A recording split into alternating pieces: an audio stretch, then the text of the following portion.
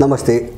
मेरो आफ्नो यस च्यानलमा मेरा विचारहरू सुन्ने सबै मित्रहरू मध्ये धेरैले मलाई धेरै त्यो भिडियोको तलबाट एउटा कमेन्ट गरेको मैले पढेको छु। उहाँहरू केले भन्नुभएको छ यो पूर्वीय र पश्चिमी सभ्यता भनेको के हो, फरक के हो र पूर्व र पश्चिममा फरक के हो भनेर सोध्नु भएको छ। एकदम जायज छ। जस्तो अहिले मैले पनि आफ्ना धेरै भिडियोमा भन्दै आएको छु कि जस्तो अहिलेको विश्वको ध्रुवीकरण पनि पूर्व र पश्चिमको ध्रुवीकरण हो, मूलभूत रूपमा सारमा पूर्व र पश्चिमको ध्रुवीकरण हो। जस्तो युक्रेन सङ्कट, ताइवान सङ्कट कुनै देशका बीचमा जोडिएको एउटा लडाईँको मुद्दा मात्रै होइन, यसभित्र धेरै गहिरा कुराहरू छन् हैन भनेर मैले बारम्बार भनेको छु। तर त्यो भनेको के, धेरैले यो जिज्ञासा राख्नु भएको छ र मैले यसलाई अलिकति छोटो र मूलभूत कुराहरूमा आफूले बुझेका कुराहरू, अब सबै मैले बुझेको छु म त्यो दाबी गर्न खोजिरहेको होइन, मैले बुझेका केही कुराहरू मैले आज यहाँ राख्न चाहन्छु। त्यो पनि मुख्य मूलभूत चिजहरू। अब यो पूर्व र पश्चिम अथवा पूर्वीय सभ्यता, पूर्वीय चाहिँ पश्चिमी सभ्यता, पूर्वीय चिन्तन प्रणाली, पश्चिमी चिन्तन प्रणाली यो धेरै व्यापक र एकदम भेद कुरा हो। यसले सबै चिज समेट्छ हैन। यसलाई चाहिँ आदो सुता बुदामा मात्रै पनि व्याख्या गर्न सकिँदैन। यसलाई कुनै प्याराग्राफमा मात्रै पनि परिभाषित गर्न सक्दैन।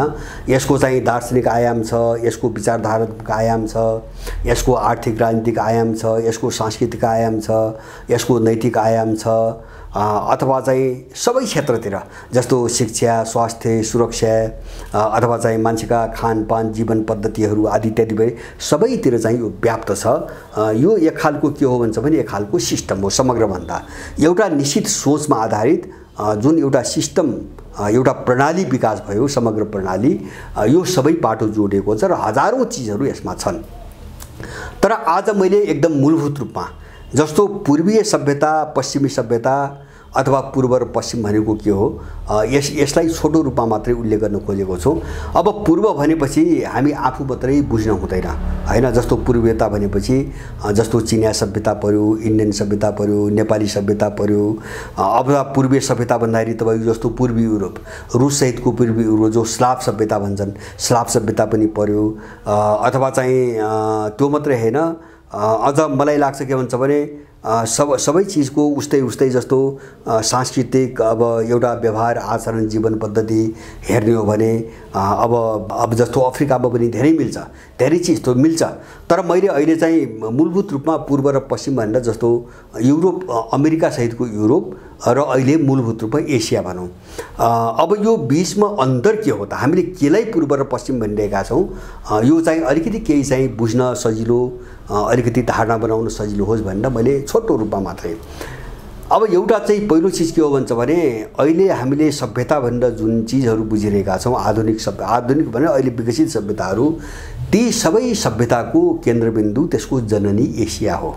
पहिलो कुरा जस्तो वैदिक सभ्यता एसियाको हो, इस्लाम सभ्यता एसियाको हो, किराँत सभ्यता एसियाको हो। त्यति मात्र हैन, तपाईको यो यहुदीहरू भन्छ नि, अब त्यो चाहिँ यहुदी सभ्यता एसियाकै हो। त्यति मात्र हैन, क्रिश्चियन सभ्यता पनि, त्यसको उद्गम पनि एसिया हो। सभ्यता होइन, त्यसको उद्गम पनि एसिया हो। किन त्यो चाहिँ प्यालेस्टाइन वरिपरिकै, इजरायल वरिपरिकै कुरा हो, त्यो युरोपको कुरा होइन। त्यसकारणले हामी जो सभ्यता भन्छौँ नि, आधुनिक अहिले हामीले सभ्यता भन्ने पढ्ने, ती सबै सभ्यताहरू एसियाबाट उठेका छन्, एसियामा विकास भएका छन्, पहिलो कुरा। अब पश्चिममा जो कल्चर थिए, मैले त्यसलाई सभ्यता भनी शब्द प्रयोग गर्न सकिरहेको छैन, प्राचीन कल्चर थिए हैन, जसलाई मैले अहिले पश्चिमा सभ्यतासँग मैले जोड्न चाहन्न। किन मैले पश्चिमा भनेर उल्लेख गर्न खोजेको विशेष गरेर 500 वर्ष यताको पश्चिमा इतिहास हो, युरोपियन अमेरिकन इतिहास हो हैन। 500 वर्ष यताको, जसलाई मेरो भाषामा मैले आधुनिक काल भन्छु हैन। अब यो यताको सभ्यतालाई उनीहरूले पश्चिमी सभ्यता, उनीहरूले पनि पश्चिमी श्रेष्ठताको युग भन्ने गरेका छन्। अब त्योभन्दा अगाडि युरोपमा पनि थिए, जस्तो पेगान, युरोपभरि पेगान सभ्यता थियो, माया सभ्यता थियो, इन्का सभ्यता थियो, अज्टेक सभ्यता थियो। यिनी संस्कृतिको रूपमा थिए र अब ती सबै हामीसँग मिल्दाजुल्दा थिए हैन। हामीसँगै माने जीवन पद्धति हामीसँग मिल्दो थियो। हामीसँग भनेको के हो भन्छ भने एसियाली सभ्यताको तपाईको एउटा मुख्य विशेषता, एसियाली संस्कृतिको मुख्य विशेषता प्रकृति पूजा हो। हैन। यो बहुदेववादी छ। बहुदेव भनेको धेरै देवताहरूको परिकल्पना गर्छ र त्यसमा आधारित संस्कृतिको विकास भएको छ। तर ती देवताहरू प्राकृतिक तत्त्वहरू हुन् हैन, अवतार होइन। जस्तो अहिले हामी चाहिँ सुन्छौँ नि विभिन्न साहित्यमा खडा गरेका अवतारहरू, त्यो अवतारहरू होइन, जो प्राकृतिक तत्त्व हो त्यसको पूजा गरिन्थ्यो। किन भन्छ भने त्यो मान्छेलाई जन्मेदेखि मर्दासम्म मान्छेको जीवनलाई सहारा दिने तत्त्वहरू हुन्। जस्तो चाहिँ तपाईँको सूर्य, चन्द्रमा, पहाड, पानी, जङ्गल अथवा चाहिँ तपाईँको वन वनस्पति आदि इत्यादि जति पनि चिजहरू छन्, सबै चिजको पूजा गरिन्थ्यो। तिनी हाम्रा जीवनका आधार हुन् भन्ने अर्थमा युरोपको प्राचीन संस्कृति पनि यही एउटा बहुदेववादी चाहिँ तपाईँको उसमा आधारित थियो। त्यसलाई मारियो हैन, त्यसको हत्या गरियो र पश्चिमा सभ्यता जो हामी अहिले भनिरहेका छौँ नि, त्यो के हो भने जब चाहिँ तपाईँको युरोपमा क्रिस्चियनिटीको उदयपछि जब यिनीहरूले त्यहाँका प्राचीन संस्कृतिहरूलाई बर्बरतापूर्वक कुल्चे र क्रिस्चियनिटी लाद्नको निम्ति करोडौँ मान्छेको हत्या गरेर, युरोप मात्रै होइन तपाईँको अफ्रिका र ल्याटिन अमेरिकामा पनि, उत्तरी अमेरिका र दक्षिणी अमेरिकामा पनि जसरी त्यहाँका प्राचीन संस्कृति मैले भने नि इन्का थियो, माया थियो, अज्टेक थियो, पेगान थियो, यस्ता धेरै थियोहरू पनि सबैलाई जबरजस्ती कुल्चेर यिनले क्रिस्चियनिटी लादे हैन।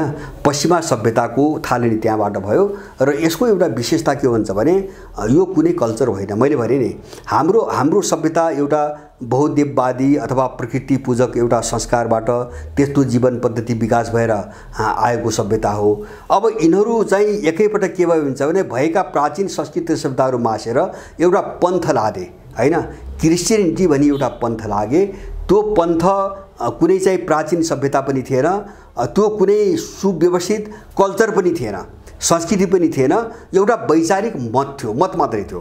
जस्तो आज हामी जीवन पद्धति कल्चर भने कस्तो हुन्छ भन्छ भने हामी जस्तो चाहिँ वर्षमा मलाई लाग्छ तपाईँको सयौँ संस्कृतिहरू हामी मान्छौँ, मनाउँछौँ, संस्कारहरू मान्छौँ हैन।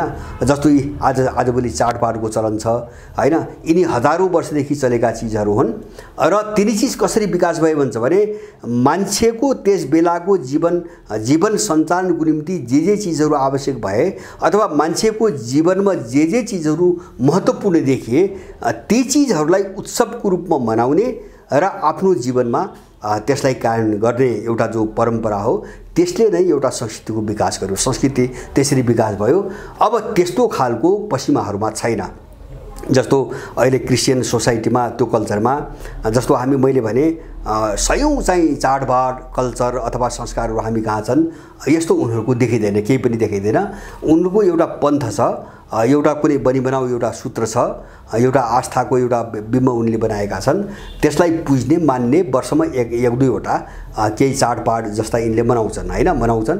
त्यो मैले भन्न खोजेको मैले एउटा चाहिँ मैले के देख्न खोजेको एसिया सबै सभ्यताहरूको उद्गम स्थल हो हैन, पश्चिम होइन। नम्बर 1 हैन, पश्चिममा कुनै पनि सभ्यताको विकास भएको छैन हैन, अथवा जो सम्पन्न सभ्यता हो नि त्यो त्यस्तो कुनै पनि सभ्यता पश्चिममा छैन।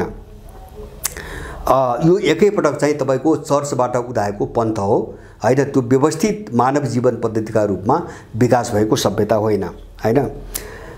अब दोस्रो चिज चाहिँ अब पश्चिमी जगतको एउटा विशेषता गरौँ त्यो पूर्ण रूपमा भौतिकवादमा आधारित छ हैन। जस्तो अहिलेको विज्ञान जो भन्छौँ हामी, जो विज्ञान भन्छौँ, जो दर्शन अहिले जो दर्शन छन्, जो चाहिँ युरोपमा उदय भयो पुनर्जागरण कालपछि जो ज्ञानोदय आन्दोलन भयो युरोपमा, त्यसले विकास गरेको दर्शन मूलतः चाहिँ भौतिकवादी दर्शन हो। अब दर्शन पूर्ण रूपमा भौतिकवादी भयो। अरू राजनीतिक विचार अथवा चाहिँ आर्थिक विचार, सांस्कृतिक विचार पनि ठ्याक्कै त्यही कोणबाट त्यही मूल्यबाट निर्देशित हुँदै गए। म अलिकति पछि यसलाई म जोडुला। दर्शन भौतिकवादी भएपछि अरू सबै दृष्टिकोणहरू त्यही अनुसार बन्दै गए, म त्यसलाई पछि जोडुला। तर पूर्वीय सभ्यतामा अध्यात्मलाई, भौतिकतालाई र मनलाई जोडिएको छ। यो तीनटा चिजलाई जोडेर एउटा चिन्तन प्रणालीको विकास गरिएको छ हैन। अध्यात्म भनेको के हो भन्छ भने अध्यात्म भनेको तपाईको मैले भने नि अघि पनि भने यो अवतारको रूपमा कल्पना गरिएको ईश्वरको चाहिँ आराधना होइन।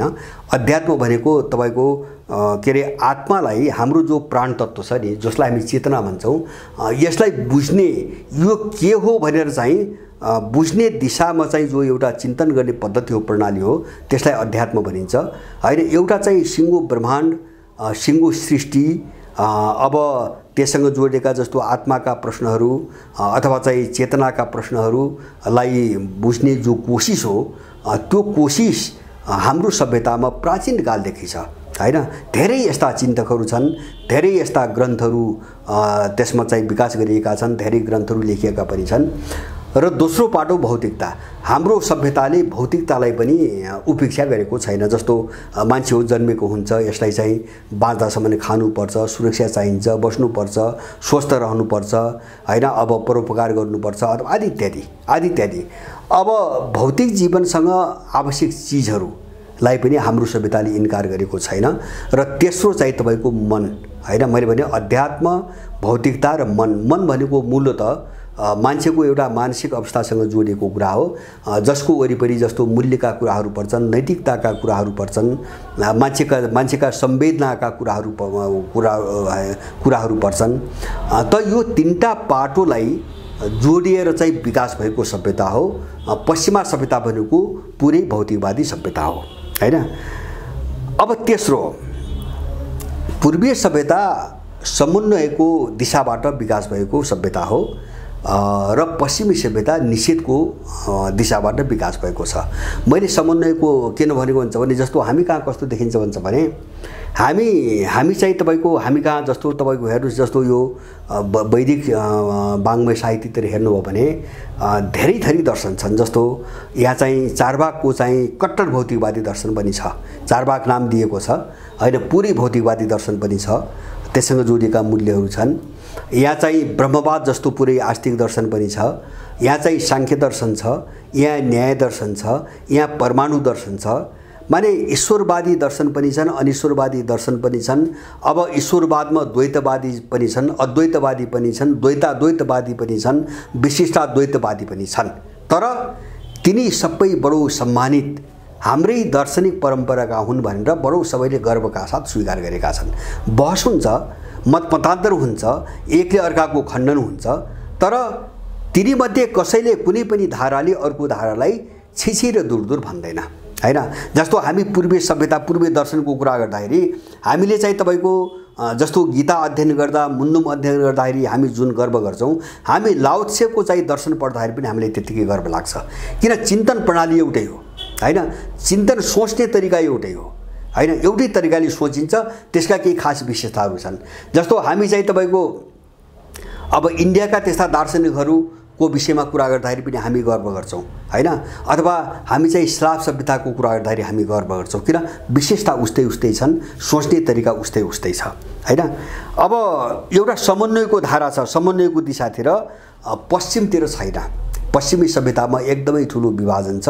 विभाजन कस्तोसम्म छ भन्छ भने, मैले भने नि एउटा सम्प्रदायले अर्को सम्प्रदायलाई शैतान भन्ने सिकाउँछ हैन, पढाउने नै त्यही हो। तिनीहरूले शैतान भन्ने पढाउँछन् उनीहरू हैन। हामी कहाँ त्यस्तो छैन। हामी कहाँ जस्तो यति सम्प्रदाय छैन, अहिले त धेरै सम्प्रदाय पनि विकास भए, तर एउटाले अर्कोलाई शैतान भन्ने सिकाउँदैन। नमानोस्, तर शैतान भन्ने सिकाउँदैन, थुक्न सिकाउँदैन। उनीहरूले निन्दा गर्न सिकाउँछन्, उनले शैतान। क्रिस्चियनिटीका 6-7वटा चाहिँ तपाईको हाँगाहरू छन् अहिले। अर्थोडक्स छ, क्याथोलिक छ, प्रोटेस्टेन्ट छ, अब के छ होली वाइनले चाहिँ उत्तर के अरे चाहिँ दक्षिण कोरियामा अर्को युनिभर्सल चर्च भनेर अर्को बना छ। अब सबैले एकले अर्कोलाई चाहिँ शैतान भन्छ, दुत्कार छ हैन, राम्रो नजरले हेर्दैन। मैले पनि उतातिर निषेध र चाहिँ विभाजनको चाहिँ तपाईको धारा छ हैन। हामी कहाँ चाहिँ समन्वयात्मक खालको चिन्तन धारा छ। हामी कहाँ अर्को एउटा फरक के हो भन्छ भने, हाम्रो सभ्यता सह अस्तित्वमा आधारित सभ्यताहरू हुन्। मैले अघि नै भने नि, हामी कहाँ जति पनि छ नि देशै पछि फरक छन् आफ्ना सोच हैन। जस्तो वैदिक क्षेत्रमा चिन्तन गर्ने मान्छेहरू एक ठाउँमा बसेका छन्, अब ताओ दर्शनको चिन्तन गर्ने मान्छेहरू अर्को ठाउँमा बसेका छन्, अब चाहिँ के अरे चाहिँ जैन चिन्तन धारा गर्ने मान्छेहरू अर्को ठाउँमा बसेका छन्, बुद्धिस्टहरू अर्को ठाउँमा बसेका छन्। तर सबैको बिचमा सहअस्तित्व छ, सम्मान छ, मित्रभाव छ, मिलेर जुलेर बसेका छन्। यस्तो सहअस्तित्व पश्चिममा पाउनुहुन्न। उनको चाहिँ तपाईको निषेधमा आधारित छ, सबै चिज निषेधबाट बनेको छ। माने निषेध भनेको के हो भन्छ भने, एउटा जो अस्तित्वमा छ त्यसले अर्कोलाई समाप्त मारिकन आफ्नो अस्तित्व जोगाउन सक्दैन भन्ने मान्यतामा आधारित छ। माने एउटा चाहिँ बाँच्नुको निम्ति अर्कोलाई सक्नै पर्छ भन्ने एउटा चिन्तनमा आधारित छ हैन उनको। हाम्रो त्यस्तो छैन। अब हाम्रो जीवन पद्धति सांस्कृतिक जीवन पद्धति हो। सांस्कृतिक भनेको मान्छेले गर्न हुने के, खान हुने के, नहुने के, जस्तो खानपानमा पनि हामी स्वास्थ्यलाई हेरेर हाम्रो प्राचीन सभ्यताको कुरा गरे मैले हैन, अहिलेका हामी भन्न खोजेको हैन। जस्तो के कुरा खाँदा स्वास्थ्यलाई राम्रो हुन्छ, के नखाँदा चाहिँ के खाँदा नराम्रो हुन्छ, अथवा के खानुपर्छ के खानुहुन्न, कस्तो चिज शरीरमा कपडा लाउँदाखेरि इज्जत ढाकिन्छ, शरीरको सुरक्षा हुन्छ, के नगर्दा हुँदैन, देखि लिएर तपाईको बोली चाली कसरी बोल्ने, शैली कस्तो, हाउभाउ कस्तो, जेस्चर कस्तो हैन। माने एउटा सांस्कृतिक चाहिँ जीवन पद्धति छ हैन। हाम्रो सांस्कृतिक जीवन पद्धति छ, हाम्रो एउटा आचार संहिता छ हैन। जीवनलाई जिउने तरिकामा एउटा आचार संहिता छ। पश्चिममा त्यो छैन। पश्चिमी सभ्यता पुरै उपभोक्तावादी संस्कृतिमा आधारित छ। उपभोक्तावाद भने के हो भन्छ भने भोग गर, जे पाउँछौ भोग गर हैन। अब आफूलाई चाहिँ जस्तो लाउने कुरामा, खाने कुरामा, मनोरञ्जन कुरा गर्ने कुरामा हैन, आफूलाई जे मन लाग्छ, जे मिठो लाग्छ, जे जेसबाट आनन्द आउँछ त्यो सबै गर हैन भन्छ। ऊ पुरै बजारवादी छ, उपभोक्तावादी छ हैन, भोगवादी छ पश्चिमा संस्कृति। हामी कहाँ धेरै चिजलाई रोकेको छ हैन, नैतिक रूपले रोकेको छ, स्वास्थ्यको कारणले रोकेको छ हैन, सामाजिक मर्यादाका कारणले रोकेको छ र हामीसँग एउटा सांस्कृतिक जीवन पद्धति छ। अब अर्को चाहिँ हाम्रो जीवन पद्धति मूल्यमा आधारित जीवन पद्धति हो। पश्चिमा जीवन पद्धति बजारमा आधारित जीवन पद्धति हो, जस्तो अहिलेसम्म पनि त्यही छ हैन। अब उनको सारा चीजको फैसला बजारबाट हुन्छ। हामी त्यसको कुनै पनि राम्रो र नराम्रो चिजको फैसला एउटा मूल्यबाट हुनुपर्छ भन्ने मान्यता राख्दै आएका मान्छे हौ। यद्यपि हाम्रो देशमा अहिले त्यो छैन हैन। मैले अहिलेको हाम्रो अवस्था कुरा गरे हैन, हाम्रो सभ्यताको मात्रै कुरो गरेको। अब त्यसपछि अब जस्तो तपाईको अर्को चीज हेर्दाखेरि पश्चिममा के देखिन्छ भन्छ भने यिनको उत्थानदेखि नै यिनीहरू व्यक्ति स्वतन्त्रताका कुरा गर्छन् हैन। व्यक्ति स्वतन्त्रताका कुरा गर्छन्। जस्तो युरोपमा जो ज्ञानोदय काल भने मैले, जो बौद्धिक आन्दोलन भयो, उनीहरूले नै उठाएको मुद्दा हो व्यक्ति स्वतन्त्रता। व्यक्तिलाई सर्वोपरि मान्छन् उनीहरू व्यक्तिलाई सर्वोपरि मान्छन्, उनीहरू व्यक्तिलाई सार्वभौम मान्छन् र त्यही भएर पश्चिमाहरूले बारम्बार मानव अधिकारको कुरा गर्छन्। तर हाम्रो सभ्यताले के मान्छ भन्छ भने व्यक्ति समाजको सदस्य हो, राष्ट्रको सदस्य हो, त्यो निरपेक्ष हुन सक्दैन हैन। त्यो स्वतन्त्र भनेको निरपेक्ष रूपमा स्वतन्त्र हुन सक्दैन हैन। त्यससँग कर्तव्यका केही पाटाहरू जोडिएका छन्। जस्तो व्यक्ति त परिवारको सदस्य हो, परिवारको सदस्य भएको कारणले परिवारप्रति उसको कुनै जिम्मेदारी हुनुपर्छ। ऊ समाजको सदस्य हो, त्यसकारणले ऊ समाजप्रति उत्तरदायी हुनुपर्छ र ऊ राष्ट्रको नागरिक हो, त्यो देशप्रति उसको चाहिँ जवाबदेहिता हुनुपर्छ। हामी त्यस्तो व्यक्तिको परिकल्पना गरेका छौँ प्राचीन कालदेखि र हाम्रो चिन्तनले के भन्छ भने जन्मदा मान्छे मूल्यविहीन हुन्छ, मान्छेको मूल्य हुँदैन हैन। मान्छेमा मूल्य कहिले विकास हुन्छ जब ऊ समाजमा आउँछ, जब ऊ घरमा आमाको काखमा आएर जब देख्न सुरु गर्छ परिवारभित्र सबै वातावरण, अनि त्यसपछि अलि ठुलो हुन्छ ऊ समाजमा जान्छ, छिमेकीमा जान्छ, त्यसपछि मात्रै मान्छेको दिमागमा मूल्यहरू भरिन सुरु गर्छन्। मान्छे जन्मिँदाखेरि मूल्यविहीन हुन्छ। जब मूल्यविहीन हुन्छ मान्छे जन्मदै भनेपछि र जब उसको मूल्य भनेको ऊ समाज र परिवारमा प्रवेश गरेपछि मात्रै हुन्छ भनेपछि व्यक्ति निरपेक्षमा स्वतन्त्र कहिले पनि हुँदैन हैन। यो छाडापन हो, यो चाहिँ चरम व्यक्तिवाद हो। यसले समाज पनि मान्दैन, यसले देश पनि मान्दैन, यसले परिवार पनि मान्दैन। हो हामी त्यही चिजको शिकार भइरहेछौँ आज। नेपालमा जस्तो यो पश्चिमाहरूको चाहिँ एउटा स्कुलिङ एनजिओ आइएनजिओको प्रभावले नेपालमा अहिले कुनै पनि एउटा यस्तो व्यक्ति, पार्टी, संस्था, समूह तपाईँ केही पनि पाउनुहुन्न जसले आफ्नो कर्तव्यको कुरा गर्छ। कर्तव्यको कुरा गर्ने मान्छे नेपालमा तपाईँ अहिले भेट्नुहुन्न, कोही पनि भेट्नुहुन्न। सबैले अधिकारको कुरा गरिरहेछ। किन भन्छ भने यो सबै प्रभाव चाहिँ व्यक्ति नै सब थोक हो भन्ने जो पश्चिमा सभ्यताबाट आयो नि, त्यसको असरले हाम्रो देश यस्तो भइरहेछ आज। जस्तो अराजकता जो पैदा भयो नि आज। अब अर्को चाहिँ तपाईको अर्को चाहिँ एउटा महत्त्वपूर्ण चाहिँ हामीले चाहिँ एउटा कर्तव्यनिष्ठ नैतिक मानिसको परिकल्पना गर्छौँ पूर्वीय सभ्यताले सबैतिर। अब उनीहरू चाहिँ तपाईको के गर्छन् भन्छ भने व्यक्ति स्वतन्त्रता र सार्वभौम व्यक्तिको परिकल्पना गर्छन् उनीहरू। अब त्यसपछि जस्तो हामी कहाँ कस्तो छ भन्छ भने जस्तो जीवन पद्धतिदेखि लिएर राजनीति, राज्य प्रणाली सबै एउटा पर्यावरण सन्तुलनको सिद्धान्तमा आधारित छ हैन। पर्यावरणको सन्तुलनमा आधारित छ। कसैलाई एउटा राम्रो जिन्दगी बाँच्ने हो भने के अरे चाहिँ कसैलाई नोक्सानी पुर्याउनु हुँदैन भन्ने चाहिँ मान्यता हामी कहाँ छ। जस्तो हामी कहाँ चाहिँ कस्तो छ भन्छ भने जस्तो मैले देखेको भोगेको जस्तो हाम्रो चाहिँ किराँत सभ्यतामा पनि त्यही छ। एकदम प्रकृतिको ठुलो सम्मान छ। मुन्दुममा धेरै ठाउँमा व्याख्या गरिएको छ र यतातिर मेरै साई बाल्यकालमा पनि मैले आफै सुनेको जस्तो कुनै होम गर्दाखेरि हैन पुरोहितले होम गराउँदाखेरि ओम वनस्पतये नमः भनेको मैले धेरै पटक सुनेको छु। हामी पृथ्वी पुज्छौँ, हामी वनस्पति पुज्छौँ। वनस्पति पुज्ने मात्रै होइन कि त्यो होम गर्दाखेरि जस्तो प्रसादहरू जो छुट्याइन्छ नि खानुको निम्ति त्यो प्रसाद सबभन्दा पहिले जस्तो अग्निलाई हालिन्छ, आगोमा चढाइन्छ, त्यो वनस्पतिको एउटा भाग छुट्याइन्छ, पृथ्वीको एउटा भाग छुट्याइन्छ अनि सबैलाई छुट्याएर बचेको चाहिँ मान्छेले प्रसादका रूपमा ग्रहण गर्छ। हामी ओम वनस्पतये नमः भन्छौँ हैन।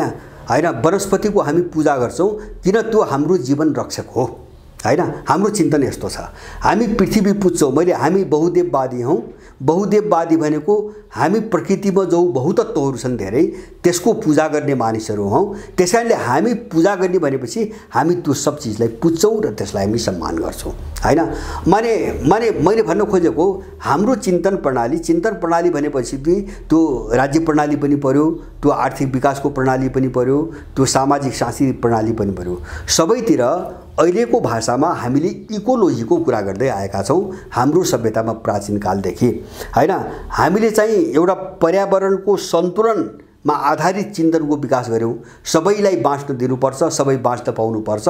त्यसो भयो भने मात्रै मान्छेको जीवन चाहिँ सुखी र एउटा चाहिँ सन्तुष्ट हुन्छ र किन भन्छ भने अर्कालाई हानि भयो भने त्यसको असर मान्छेलाई पनि पर्छ भन्ने यो मान्यता हाम्रो प्राचीन कालदेखिको मान्यता हो। पश्चिमाहरूको यो छैन।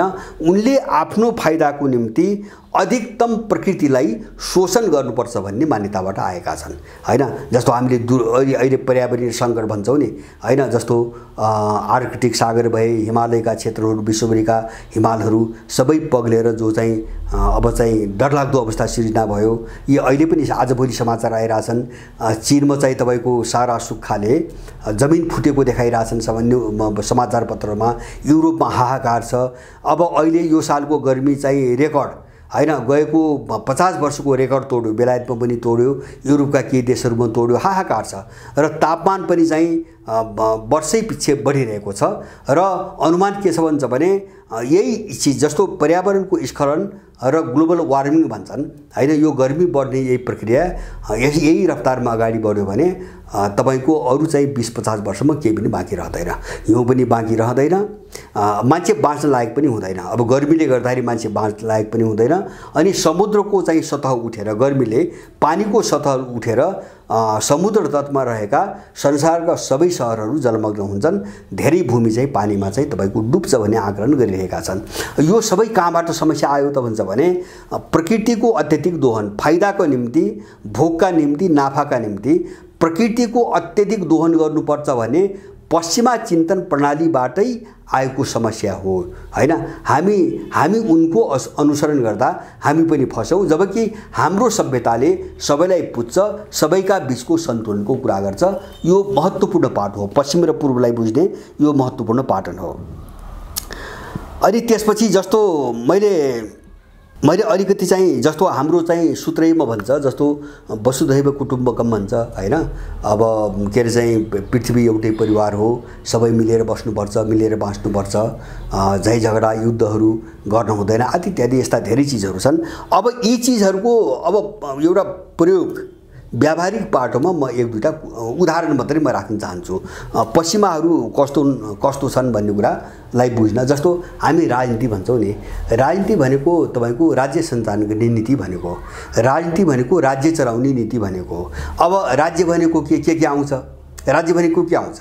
जस्तो राज्य भनेको त के आउँछ भन्छ भने त्यहाँ मान्छे आउँछ, त्यहाँ सभ्यता आउँछ, त्यहाँ संस्कृति आउँछ, त्यहाँ प्रकृति आउँछ हैन। अब अथवा चाहिँ त्यहाँ चाहिँ शासन प्रणाली आउँछ, त्यहाँ विकासको कुरा आउँछ, हर चिज आउँछ। किन एउटा राज्यभित्र सबै चिज हुन्छ। त्यो सबै चिजलाई कसरी व्यवस्थित गर्ने, भन्ने नीतिलाई राजनीति भनिएको हो हैन। हाम्रो प्राचीन मान्यता यही हो, हाम्रो सभ्यताको मान्यता यही हो। तर अब अहिले तपाईको पश्चिमा शास्त्र पढ्नु, जस्तो अहिले राजनीति शास्त्र पढाउनुस् क्याम्पस कलेजतिर तपाईको व्याख्या अथवा बजारमा पुस्तक किनेर पढ्नुस्, उनीहरूले के भन्छन् परिभाषा के भन्छ भने राजनीति भनेको शक्तिका निम्ति गरिने सङ्घर्ष हो भन्छ। शक्तिका लागि सङ्घर्ष हैन। पोलिटिक्स भनेको के हैन, पावरका लागि स्ट्रगल फर पावर। त्यहाँ दुईटा चीज मात्रै छ हैन। एउटा चाहिँ शक्ति छ र त्यो प्राप्त गर्नको निम्ति चाहिँ तपाईको लड्ने कुरा छ हो। उनको व्याख्या यो हो, राजनीतिको उनको परिभाषा त्यो हो। हामी त्यहाँ फसिरहेका छौँ। जबकि हामीले मान्दै आएको राजनीति भनेको राज्य सञ्चालनको निम्ति हो। राज्यभित्र सबै, जस्तो नेपाल भन्ने राज्य छ, एकछिन नेपाल यो चाहिँ टेरिटोरीभित्र, यो बााउन्ड्रीभित्र अथवा हाम्रो अखण्ड भूगोलभित्र के पर्छ हैन। यहाँ पानी छ, जङ्गल छ, हावा छ, माटो छ, मौसम छ, वनस्पति छ, मान्छे छ, सभ्यता छ, संस्कृति छ हैन। अब यहाँभित्र मान्छेहरूलाई रोग लाग्छ हैन। अब के चाहिँ उसलाई सुरक्षाको खाँचो पर्छ, अब उत्पादन हुन्छ, अब सारा चिजहरू छन्। त यो भएको सबै चिजलाई कसरी व्यवस्थित सन्तुलित रूपमा व्यवस्थापन गर्ने भन्ने जो नीति हो त्यसलाई राजनीति भनिएको हो हैन। तर त्यो रहेन हैन। पश्चिमा राजनीतिले शक्ति हो, एक मात्र चाहिँ तपाईको राजनीतिको एक मात्र अभिष्ट शक्ति प्राप्त गर्नु हो र त्यसका निम्ति लड्नुपर्छ, बस यति सिकाएको छ। माने राजनीतिको व्याख्यामै यत्रो अन्तर छ पश्चिम र पूर्वीय सभ्यतामा। म दोस्रो कुरा गर्छु अर्थतन्त्रको। अर्थतन्त्र भनेको के हो भन्छ भने, जस्तो हामी कहाँ परोपकारी अर्थतन्त्र, अब त चाहिँ आवश्यकताको अर्थतन्त्र हैन। जस्तोको कोही पनि भोकै नमरुन्, खान नपाएर भोकै नमरुन्, अथवा हामीले जे चिज आवश्यक छ मान्छे बाँच्नको निम्ति जे चिज चाहिन्छ त्यो सोचमा आधारित अर्थतन्त्र हो। र अर्थतन्त्रको एउटा महत्त्वपूर्ण एउटा सैद्धान्तिक विषय पाटो के हो भन्छ भने, मैले अघि नै भने नि, हामी ओम वनस्पतये नमः भन्छौँ। हामी चाहिँ भूमि पूजा गर्छौँ, हामी पृथ्वीको पूजा गर्छौँ। त्यसकारणले पश्चिमी सभ्यताको उत्पादन एउटा सिद्धान्त के थियो भन्छ भने, प्रकृतिको जो पुनरुत्पादन क्षमता हो नि हैन, पुनरुत्पादन क्षमता भनेको सधैँभरि उत्पादन गरिराख्ने जो क्षमता हो, त्यसलाई नमार्ने गरी, मर्न नदिने गरी हैन उत्पादन गर्नु, अथवा ऊ पनि बाँचेर उत्पादन गर्नु, उसलाई पनि बचाएर उत्पादन गर्नु, त्यो हाम्रो आर्थिक सिद्धान्तभित्र पर्छ। त पश्चिमाहरूको के पर्छ त भन्छ भने, मैले अघि नै पनि भने अधिकतम फाइदाको निम्ति सब चीजको अधिकतम दोहन, अधिकतम फाइदाको निम्ति सब चीजको अधिकतम दोहन। त्यसै कारण त्यो किन हुन्छ भन्छ भने, पश्चिमा अर्थतन्त्र नाफामा आधारित अर्थतन्त्र हो। भने हाम्रो चाहिँ परम्परागत चाहिँ तपाईको मान्यता, हाम्रो सभ्यताको मान्यता र उनको मान्यता मिल्दैन। उनको चाहिँ तपाईको अर्थशास्त्रको बुझाइ नाफामा आधारित छ। उनको ग्रन्थहरू त्यही कोणबाट लेखिए सुरुदेखि नै। जस्तो तपाईँ एडम स्मिथकी कुरा गर्नुहोस्, डेभिड डेकार्टको कुरा गर्नुहोस्, अथवा चाहिँ किन्सको कुरा गर्नुहोस्, उनको सबै व्याख्या त्यही आधारित छ हैन। पुँजी नाफा सरप्लस भ्यालु अथवा अतिरिक्त श्रम शोषण आदि इत्यादि। श्रम शोषण, पुँजी कमाउने के अरे चाहिँ नाफा कमाउने, पुँजीको अधिकतम विस्तार गर्ने। अब यो कुरामा केन्द्रित छ उनीहरूको चाहिँ अर्थतन्त्र। हामी कहाँ त्योभन्दा बेग्लै खालको अर्थतन्त्र हो पहिलेदेखि। जस्तो म त्यस्तै अर्को एउटा उदाहरण दिन्छु, प्रयोगमा के आइरहेको छ भन्ने कुरा। जस्तो तपाईँको जस्तो राष्ट्र हैन, हाम्रो चाहिँ उसमा के हो भन्छ भने, परम्परामा के भन्छ भने, हाम्रा राष्ट्र भनेका भू सांस्कृतिक राष्ट्र हुन् हैन। अब संस्कृति भनेपछि त्यहाँ मान्छे पनि पर्यो, सबै चिज पर्यो हैन। भूमि भनेपछि प्राकृतिक तत्त्व, जमिन सहित प्राकृतिक तत्त्व सबै पर्यो हैन। जस्तो वनस्पति, पानी, जङ्गल आदि इत्यादि सबै पर्यो। माने एउटा अखण्ड भूगोल हुन्छ कुनै ठाउँमा, र त्यो भूगोलभित्र, त्यो भूभित्र जति पनि सभ्यता र संस्कृतिहरू छन् हैन, यो दुईटा चिज, यी आधारभूत, मैले भने अरू पनि चिज हुन्छन्, तिनी सहायक चिजहरू अरू पनि हुन्छन्, तर आधारभूत रूपमा अखण्ड भूगोल र त्यो भूगोलभित्र रहेका सभ्यता र संस्कृतिहरू, यो दुईटा चिजको योग नै राष्ट्र हो हैन। यो दुईटा चिजको योग नै राष्ट्र हो। हाम्रो राष्ट्र भनेको एउटा निश्चित भूगोलको सीमाभित्र आधारित रहेका एउटा सभ्यता र संस्कृति वा सांस्कृतिक चाहिँ तपाईको राष्ट्रहरू हुन्, सांस्कृतिक समुदायबाट निर्माण भएका राष्ट्रहरू हुन्, जसलाई हामी राजनीतिक भाषामा नागरिक राष्ट्र भन्छौँ हैन। तर पश्चिमाहरूको त्यो होइन, पश्चिमाहरूका जातीय राष्ट्र हुन् हैन। उनका राष्ट्र कसरी बने भन्छ भने, जस्तो क्याथोलिकहरूको सत्ता थियो जो युरोपभरि, त्यसका विरुद्धमा जो चाहिँ लडाइँ सुरु भयो नि, प्रोटेस्टेन्टहरूको जो लडाइँ सुरु भयो, त्यसपछि जो राष्ट्र बन्ने प्रक्रिया त त्यसपछि सुरु भयो। आधुनिक राष्ट्रहरू जो बने, जो राष्ट्र अहिले हामीले देखिरहेछौँ, यी राष्ट्रहरू त क्याथोलिक र प्रोटेस्टेन्टहरूका बिचको लडाइँका उपज हुन्। अनि त्यसपछि के भयो भन्छ भने क्याथोलिकहरूले सत्तामा उठाएका जति पनि जाति थिए तिनका विरुद्धमा चाहिँ तपाईँको युरोपभरि जब विद्रोह सुरु भयो र विद्रोहपछि जति पनि क्रान्ति भए, ती क्रान्तिपछि स्थापित गरेका राष्ट्रहरू सबै जाति, किनभने ती जातिले स्थापित गरेका जातिको नामबाटै चाहिँ तपाईँको स्थापित भएका राष्ट्रहरू हुन्। त्यसकारणले पश्चिमा राष्ट्रहरू जातीयतामा आधारित र जाति निषेधको बाटो बनेका राष्ट्रहरू हुन्।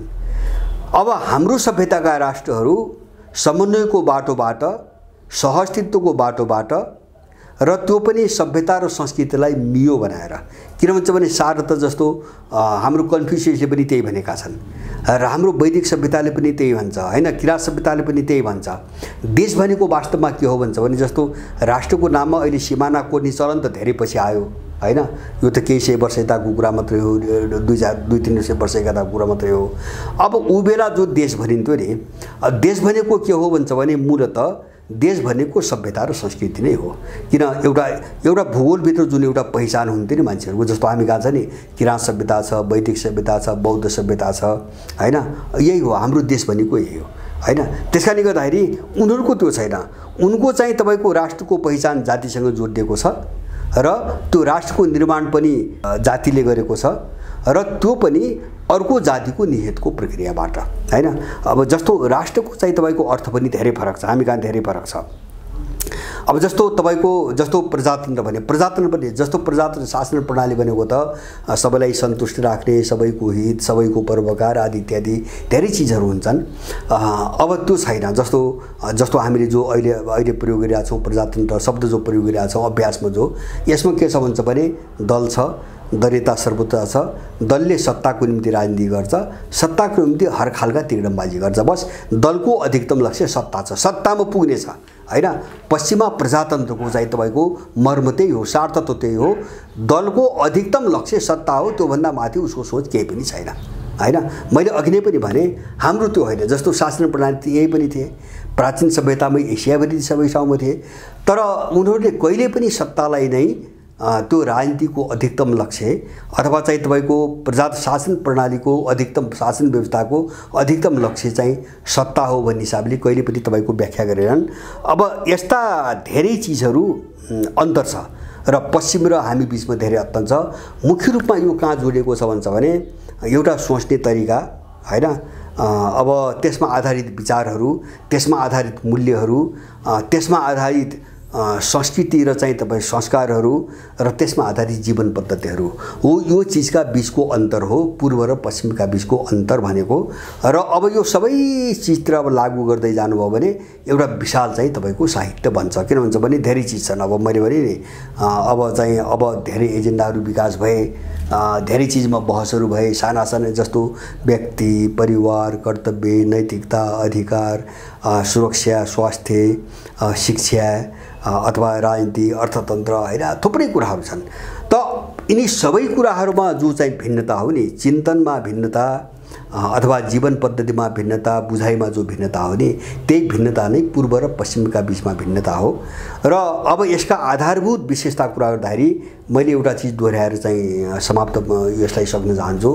पहिलो कुरो, हामी चाहिँ पूर्णतावादमा चाहिँ तपाईको विश्वास गर्ने सभ्यताबाट आएका छौँ। भने पूर्णता भनेको सबैलाई चाहिँ समष्टिलाई जोडेर एकै ठाउँमा राखेर हेर्ने हैन। र हामी सबैको कल्याणको निम्ति, सबैको कल्याण भनेको जड प्रकृति, जीव प्रकृति जति पनि छ हैन, सबैको कल्याण, सबैका बिचको पारस्परिक सम्बन्ध हैन, कोही एउटा सोचबाट त्यो चिन्तनधाराबाट आयौँ, हामी सहअस्तित्वबाट आयौँ, सबै मिल्नुपर्छ, मिलेर जानुपर्छ भन्ने कोणबाट आयौँ। अब त्यसपछि हामीले वसुधैव कुटुम्बको कुरा गऱ्यौँ हैन, के अरे चाहिँ विश्व नै एउटा परिवार हो हैन, संसार एउटा परिवार हो, यसलाई पृथक ठान्नु हुँदैन हैन भन्ने एउटा त्यो चिन्तन प्रणालीबाट हामी आयौँ। हामी समन्वयको धाराबाट आयौँ हैन। हामीसँग उल्टा चिजहरू छन् हैन, एउटा दक्षिण फर्केको छ अर्का उ, जस्तो मैले भने ब्रह्मवाद भनेको एउटा कुरा हो, चारवाकको भौतिकवाद के अरे चाहिँ चारवाक दर्शन भनेको उल्टो कुरा हो, अर्को विपरीत कुरा हो हैन। तर एउटै चाहिँ दार्शनिक धाराभित्र समेटिएका छन् हैन। सबैले सबैप्रति गर्व गर्छ, किन त्यो हाम्रो क्षेत्रभित्रको, हाम्रो जमिनको, हाम्रो भूमिको, हाम्रो इतिहासको, हाम्रो सभ्यताको एउटा चिन्तनधारा हो, एउटा हाम्रो चाहिँ हिस्सा हो, हाम्रो एउटा भाग हो। सोच्ने तरिका फरक भए पनि हामीसँग त्यस्तो चाहिँ तपाईको सोच छ। र अहिले पनि जस्तो प्राचीन चाहिँ तपाईको हाम्रा चाहिँ दर्शनशास्त्रका दार्शनिक शाखाहरूका चर्चा गर्दा जस्तो वैदिक परम्परामा प्राचीन दार्शनिक चाहिँ हाँगाहरूका कुरा गर्दाखेरि अहिले 6वटा दर्शनहरू मूलभूत रूपमा गरिन्छन्। त्यसका पनि यो परम्पराभित्र 6वटा दर्शनका चाहिँ हाँगा भन्ने गरिन्छ, जसभित्र चारवाक पनि पर्छ, न्याय दर्शन पनि पर्छ, परमाणु कणादको परमाणु दर्शन पनि पर्छ। अब यस्ता धेरै चिजहरू छन् जो हामी पश्चिममा पाउँदैनौँ।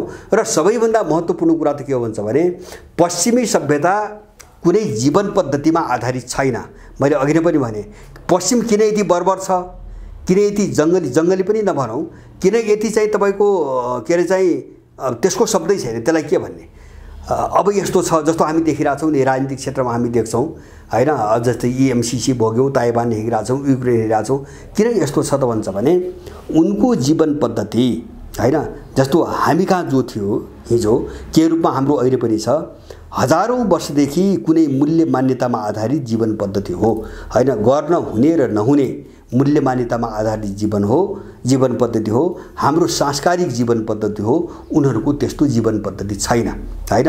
जो पश्चिमवाद जन्मियो, मैले यो पछिल्लो कालको पश्चिमाहरूको कुरा गरेको अहिले 500 वर्ष यताको, उनीहरू मैले भने नि एउटा चाहिँ पन्थ क्रिस्चियनिटीको नाममा एउटा पन्थबाट सङ्गठित भए। अब त्यसको कुनै प्राचीन कल्चर थिएन, त्यसको कुनै प्राचीन संस्कृति थिएन, प्राचीन संस्कार पनि थिएन हैन। एउटा मतमा आधारित एउटा विश्वास भनौँ, विश्वासमा आधारित एउटा पन्थमा थियो। उनीको सुसज्जित कुनै कल्चर पनि थिएन, संस्कार पनि थिएन। त्यो पछि बनाइए, त्यसको नामसँग जोडेर के पछि बनाइए। त्यसले गर्दाखेरि उनीहरूले त्यो जीवन पद्धति के हो, संस्कार के हो, संस्कृति के हो, त्यसको के महत्त्व हुन्छ र प्रकृतिमा जति पनि सृष्टिहरू छन् यिनका बीचको समन्वय अथवा यिनका बीचको सहअस्तित्वको कति महत्त्व छ भन्ने कुरा उनीहरू बुझ्दैनन्, उनीहरू बुझ्न पनि चाहनन्। उनीहरू बिल्कुल भोगवादी छन्, भौतिकवादी छन्। त्यसकारणले उनीहरू बर्बर छन्, किन भोगको निम्ति बजारवादी उपभोक्तावादी शब्द जेसुकै राखौँ, उनीहरू एकदमै भोगवादी छन्। त्यसकारण उनीहरू बर्बर छन्। उनीहरू अरूलाई निषेध गर्न चाहन्छन्, अरूलाई समाप्त पारेर आफू सुखी बन्नुपर्छ भन्ने जो एउटा मान्यता हो, त्यसलाई पश्चिमवाद भनिन्छ, पश्चिमी सभ्यता भनिन्छ। र अझ सभ्यताकै अर्थमा कुरा गर्छु भने त 500 वर्ष यताको पश्चिमी जगतको कुनै सभ्यतै छैन। त्यसलाई मैले त आफ्नो भाषामा सभ्यतै मान्दैन। किन भन्छ भने सभ्यता भनेको त त्यसभित्र एउटा हजारौं वर्षको त एउटा विशाल संस्कृति हुन्छ, संस्कार हुन्छ, मूल्य मान्यता हुन्छन्, आचार विचार हुन्छन्, शिष्टाचार हुन्छन् हैन, सारा ज्ञानको पाटो हुन्छ, सारा चिज हुन्छ। त्यो केही पनि छैन उनीहरूमा। तर त्यसलाई उनले सभ्यता भनेका छन् हैन, भन्नलाई सभ्यता भनेका छन्। अब यो धेरै अन्तर्भाग हुनाले जस्तो मैले बारम्बार हाम्रो भूराजनीति, देशको भूराजनीतिको चर्चा गर्दा र यो पश्चिम र पूर्वका बीचमा नाममा जे चाहिँ लडाईँ सुरु भयो दुनियाँमा, हाम्रो समस्या पनि त्यही हो। मैले बारम्बार उठाएको छु, हाम्रो समस्या पनि त्यही हो। हाम्रो समस्या हाम्रो मौलिकपनको स्थापनाको समस्या हो। हाम्रो लडाईँ त्यहाँ हो।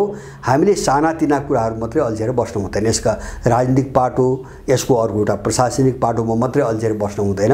हामीले आफ्नो यो चाहिँ एउटा विशाल जो सम्पत्ति थियो, सोच्ने तरिकादेखि लिएर जीवन पद्धतिसम्म जो हामीले गुमायौँ नबुझेर, अर्काको प्रभावबाट जो गुमायौँ, यसको पुनर्स्थापना कसरी गर्ने भन्ने लडाईँ नै हाम्रो देशको लडाईँको मूल समस्या हो। मैले धेरै भन्दै आएको छु र मैले भनेको जो भन्दैछु नि हाम्रो भूराजनीतिमा मैले यही कुरा भनेको हो।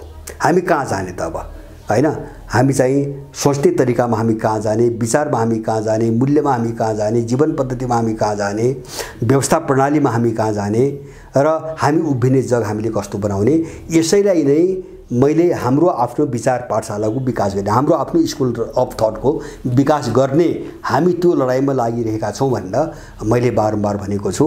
यहाँहरूले पनि यसको महत्त्वलाई, जस्तो अहिले विश्वको राजनीतिक ध्रुवीकरणको कुरा गर्दा वा नेपालको भूराजनीतिका कुरा गर्दा हामीले मैले भने पश्चिम र पूर्वका बीचमा केही अन्तरहरू म अर्को पटक चाहिँ अलि विस्तृतमा यसबारेमा भन्ने छु।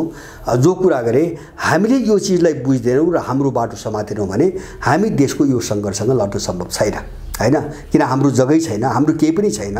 मैले पनि सबै बाहिरको छ हैन, सारा फिलोसफी बाहिरको छ, विचार बाहिरको छ, सिद्धान्तहरू बाहिरका छन् र त्यसको भाष्य पनि बाहिरको छ भनेपछि हामीले के गर्ने? सबै अर्काको बोकेर हामीले के गर्ने?